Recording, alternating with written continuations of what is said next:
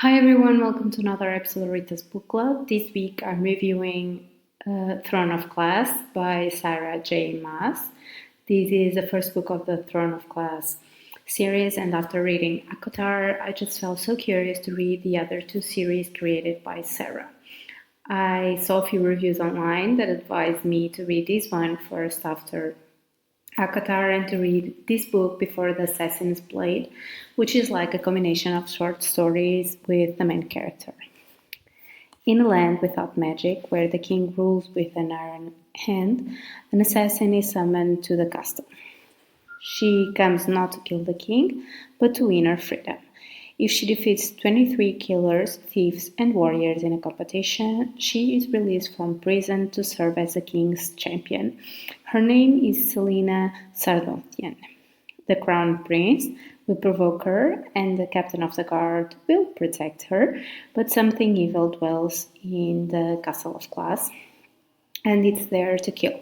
When her competitors start dying one by one, Selena's fight for freedom becomes a fight for survival and a desperate quest to root out the devil before it destroys the world. I know that there is a lot of debate online about reading this book first instead of The Assassin's Blade, and even though I didn't read this collection of short stories yet, I didn't regret this decision. I chose to read the series this way because I wanted to know Selena without the backstory, without her backstory as the assassin. And I don't know if this makes sense, but I wanted to know her after and to follow the timeline set by the author when publishing the books. I got to admit, though, that the story doesn't flow as easily as the first book of the A Court of Thorns and Roses series.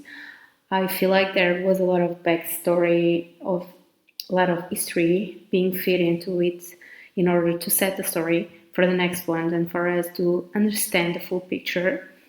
In the first couple of chapters, I was naive enough to think I knew right away who these three main characters were: Selena, Cowell, the captain, and Dorian, the prince.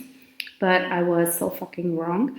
As the story developed, we got to know these three way better and see all the things that they were hiding in plain sight. Cowell wasn't just a hardcore bodyguard, but he could also be sweet and protective of Selena, trying to help her survive. Dorian wasn't just a spoiled prince, but he had such a flirty nature with a real love for knowledge. And Selena, she is the most complex character of them all. She isn't just an assassin. She made her name for herself as that and created that reputation, but she was covering who she truly was.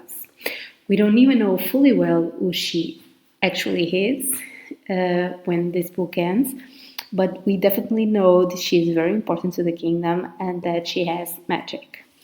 Even though she also tried to be perceived as ruthless and strong, she was in a fragile state after being a slave for so long, but she could easily adapt and was really trying to do the best out of a terrible situation. And she seemed a bit cold to me in the beginning, and I think that was a defense mechanism because she was actually very protective of those she cared about and befriended. An example of that was the beautiful friendship she created with Princess Namaya of Ewell. I love their interactions from the very first moment they met on the book, and it was so pure and natural to them to become friends. They were both so passionate, dedicated, and strong, and always looking out for each other.